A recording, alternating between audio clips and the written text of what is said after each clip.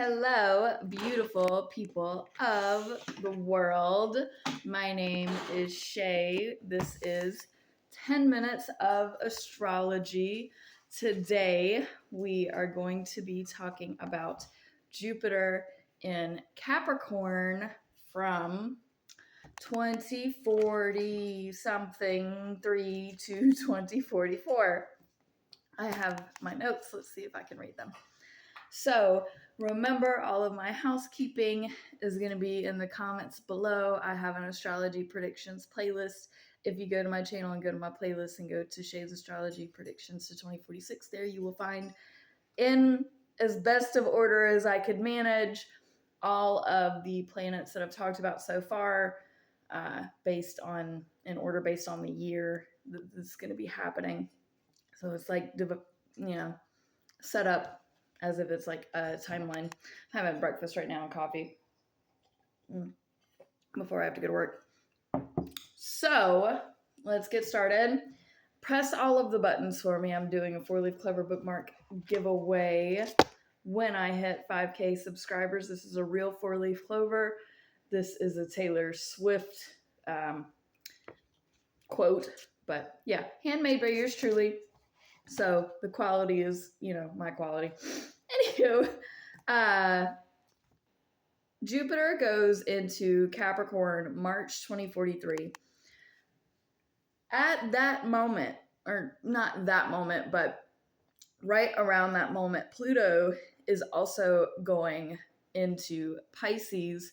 So this will be the second sneak peek and how we are going to know and learn about our transitioning emotions, addictions, and we're going to have like a new haze kind of come over us. Then we have Jupiter goes retrograde in Capricorn at 3 degrees. This is when it retrogrades back into Sagittarius. I talk about that in this Sagittarius video. So if you need information about what happens during that retrograde moment, go back to that video and watch it. While it is retrograding back into Sagittarius, it sextiles Pluto in Pisces at 1 degree in May of 2043. So this is a very nice alignment. So Pluto is entering into a time of disillusionment, of a fog, of kind of believing in a different world that may not really exist.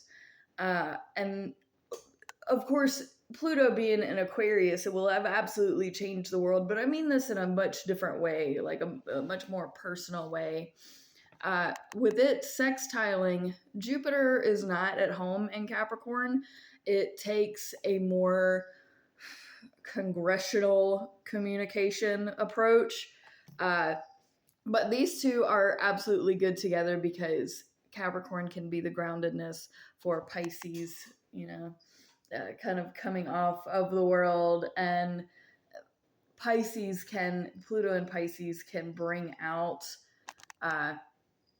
Jupiter and Capricorn from being so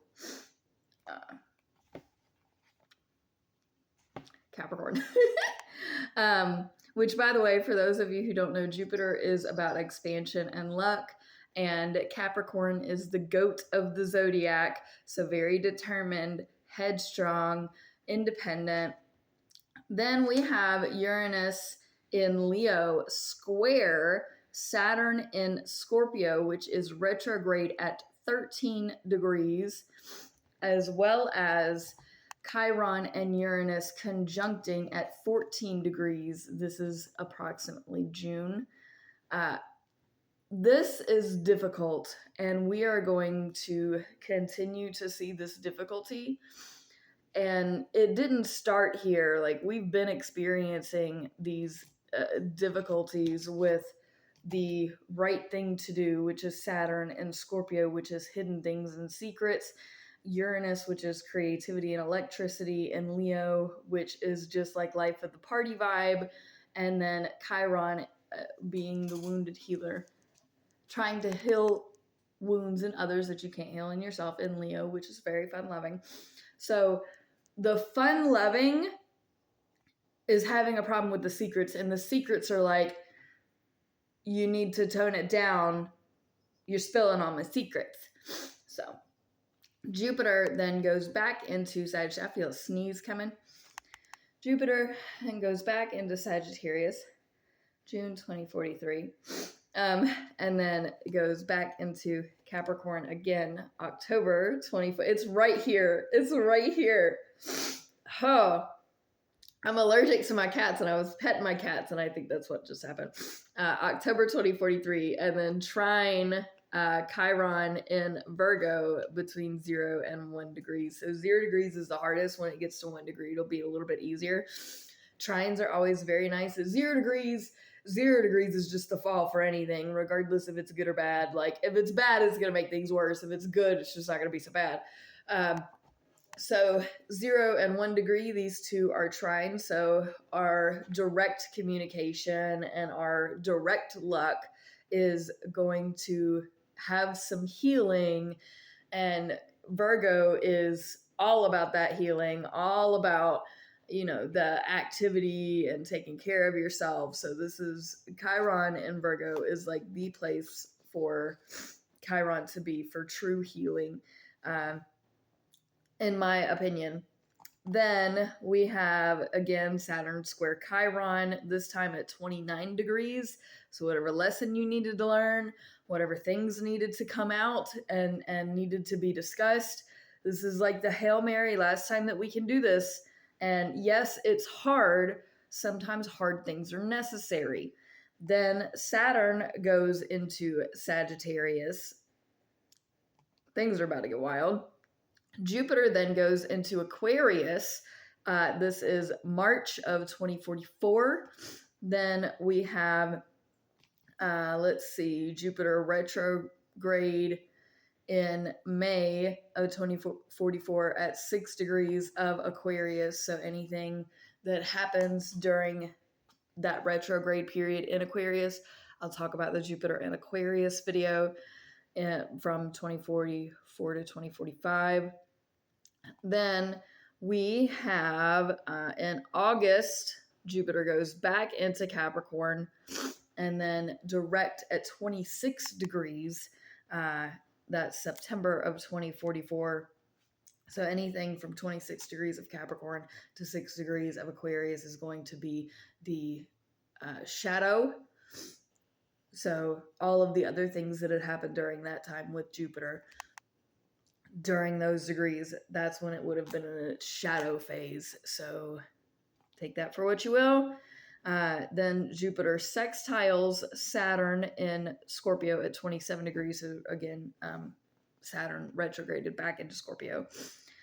This is a very nice, positive, beautiful thing. This is being able to communicate about the darknesses that are right. Like it feels like this is the right time to do it. It's gotten big, but it was so necessary, and it's so healing. There's other healing things going on that it makes this alignment like very freeing and liberating. Then we have Neptune in Taurus, trine Chiron in Virgo. Again, very healing, very spiritual healing. It heals your values. It heals your nerves.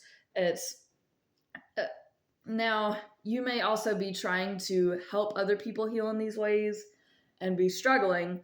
So just know, even though this is a very positive alignment, how it affects you specifically, I would have to let you know specifically. If you want a reading, you can either reach out in the comments, you can message me directly. I have Facebook and all the other platforms. Then we have Saturn going back into Sagittarius, and it's squaring Pluto in Pisces at 0 degrees. So Saturn doesn't need to be in Sagittarius anyway, but it is what it is. So Saturn, the right thing to do in Sagittarius is pop it off at the mouth. Popping off at the mouth is not the right thing to do, by the way. Hello, that's rude. So rude Saturn, which I hate calling Saturn, is beautiful to me. Like it's consistent and reliable. And for me to be like Saturn is wrong is like a really big thing.